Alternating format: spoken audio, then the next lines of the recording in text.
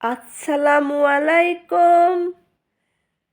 আমি আজকে সংক্ষিপ্ত করে আমি আমার পরিচয় সবাইকে একটু তুলে ধরছি।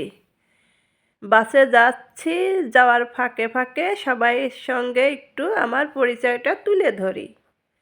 আগে এটা বলে নিই, এটা হচ্ছে স্টেশন এলাকা। এই যে স্টেশন এলাকা পাস হচ্ছে আমি বোলোনিয়া স্টেশন এলাকা। যাই হোক, আমি যাচ্ছি, যাইতে যাইতে বলি আমি একজন মা। এখানে আমি একটা জবও করি, বাট তার পাশাপাশি একটা ইউটিউব চ্যানেল খুলেছি অনেক আগেই, কিন্তু রানিং করতে পারিনি কারণ বাচ্চারা আরও ছোট ছিল। এখন যেহেতু বাচ্চারা সবাই মোটামুটি একটা পর্যায়ে গেছে, সবাই স্কুলে থাকে, আমি জবের পাশাপাশি ভাবলাম যে আরও একটা কিছু আমার করার দরকার। তখন যেহেতু এখন সোশ্যাল মিডিয়া খুবই উন্নত, তে বলা যায় শখের বশে স্বামীর অনুপ্রেরণায় স্বামী সাহায্য করলো, অনুমতি দিল।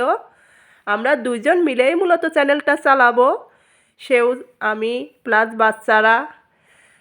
আমি অনেক বছরই এখানে থাকি, অনেক ব্যস্ততার সময় হয়তো কি বলবো, ব্যস্তর ফাঁকে ফাঁকে যেটা যখন স্বাভাবিক ন্যাচারাল এবং একদম ন্যাচারাল যে অ্যাক্টিভিটি আছে না মানুষের, যে একদম ন্যাচারাল, আমার ভিডিওর মধ্যে মূলত ন্যাচারাল কিছুই আমি সবসময় তুলে ধরবো। কারণ ওই এডিটিং বা সাজানো, এটা করা সেটা করার অফুরন্ত সময় আমার থাকবে না।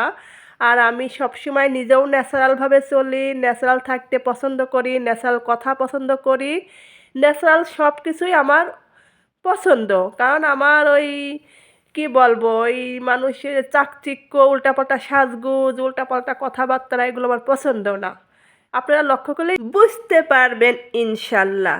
কিছুদিন এইভাবে আমার কথাবার্তা, আচরণ বা বিভিন্ন কিছু, আমার ভিডিও বা আমার ছবি, বিভিন্ন কিছু একটু লক্ষ্য করলেই বুঝতে পারবেন।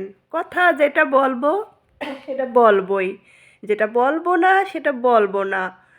কারণ এই ভনিতা বা উল্টাপাল্টা লোক ঠকানো, মিথ্যা বলা, সাজায়া কথা বলা, বানায়া কথা বলা আমার মোটেও শোভা পায় না। আমি জন্মান্তরে এই স্বভাব পাইনি, এটা আমার পারিবারিকভাবে পাওয়া বলা যায়। অহংকারে কিছু নেই। জীবনে যে কোনো ক্ষেত্রে, যে কোনোভাবে, যে কোনো রকম, যেভাবেই হোক নিজেকে একদম সততার একদম ঊর্ধ্বে রেখেছি, তাই নিজের মনে অনেক শান্তি থাকে। কারণ যারা সৎ পথে চলে, আমি জানি জীবনে হয়তো অনেক বড় কিছু হতে পারবো না, অনেক টাকাওয়ালা নাও হতে পারি, কিন্তু মানসিক বা পারিবারিক বা ফ্যামিলি, স্বামী সন্তান নিয়ে যে একটা বিশেষ সুখে থাকা যায়, শান্তিতে থাকা যায়, এই শান্তি তো আপনি টাকা দিয়ে কিনতে পাবেন না ভাই বা বোনেরা, সবার উদ্দেশ্যেই বলতেছি। এই কথা কেন আসলো? কারণ অনেক মানুষ দেখি ভনিতা ফিনতা উল্টাপাল্টা করে জীবন চালায়, চাকচিক্য, ইলাহি কারখানা, পরে আবার দেখি এক নিমেষে সব কিছু ধ্বংস হয়ে যায়। আর আমাদের অবস্থা কি, যে আমরা অনেক হাইফাইও হব না, চলার মতো আল্লাহ যতটুকু তৌফিক দেয় চলতে পারলেই এনাফ, কোনো খারাপ কাজ করা যাবে না। জায়গাটার সাথে সবাইকে একটু পরিচয় করায় দিই। এটা হচ্ছে কূপ, তার সামনে ওই যে বাস ফেরমাতা, সব বাসগুলো ওই যে ওই দিক থেকে আসে, ওইখানে থামে। এই যে এইটা হচ্ছে লেখা পন্তসো কোর্সো, অর্থাৎ বাম পাশে হচ্ছে বোলোনিয়া শান্তশালা হাসপাতাল, মাঝ দিয়ে রাস্তা। এই যে ওই পাশে কূপ। এই এলাকাটা কে না চেনে, যারা একবার বোলোনিয়ায় থেকে গেছে তারা সবাই চেনে। আমার এই ভিডিও দেখে পৃথিবীর যে যে প্রান্তেই চলে গেছে তাদের মনে পড়বে। আর এই ফুলের দোকানটাও দীর্ঘদিন কখনো বন্ধ হয় না, কিছু না। এই শান্তশালা হাসপাতালের সামনে একটা বুড়ার ফুলের দোকানে ফুল বিক্রি করে। এই যে ওই বুড়াটা সারা জীবন ধরে। হাসপাতালটা ওই যেই দেয়াল, ওই যে ঘেরা, ওই দেয়ালের ভিতরে, ওই যে গাছ দেখা যাচ্ছে তার ওই পাশে, কিন্তু আমি ভিতরে যাব না।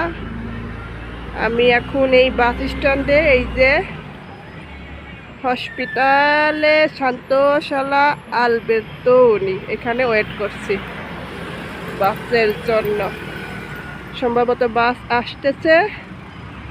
একদম ন্যাচারাল ভিডিও, ন্যাচারাল কথাবার্তা, ন্যাচারাল সব কিছুই আমার ভিডিওর মধ্যে দেখবেন, পাবেন। মাঝে সাঝে আমাদের দৈনন্দিন জীবনে ব্যক্তিগত ঘটনাও দেব। সবাই প্লিজ প্লিজ প্লিজ আমার চ্যানেলটা ফলো করবেন এবং আমার পাশে থাকবেন। আপনাদের একটু সহযোগিতা, একটু ভালো কমেন্ট, একটা ভালো কিছু আমাকে অনেক দূর এগিয়ে যেতে সাহায্য করবে। হ্যাঁ, যে চর্দশি এটাই আমি চড়ব, একদম একদম ন্যাচারাল। এই তো বাসের মধ্যে চড়ছি, এখন বাসায় যাচ্ছি।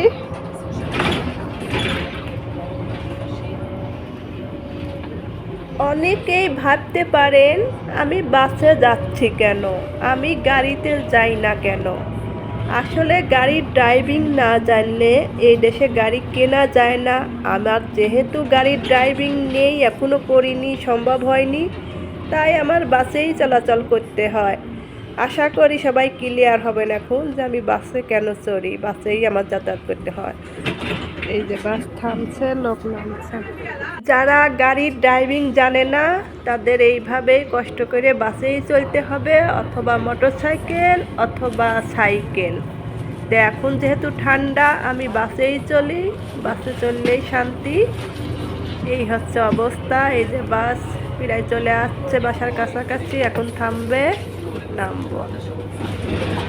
সবাই ভালো থাকবেন, দোয়া করবেন আমার জন্য, আমি যেন এগিয়ে যেতে পারি, এভাবে চ্যানেলটা যেন আগায় নিতে পারি। সবার দোয়া প্রার্থী আমি।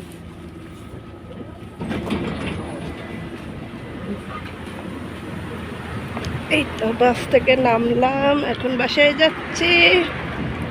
আল্লাহ হাফেজ, সবার জন্য শুভকামনা।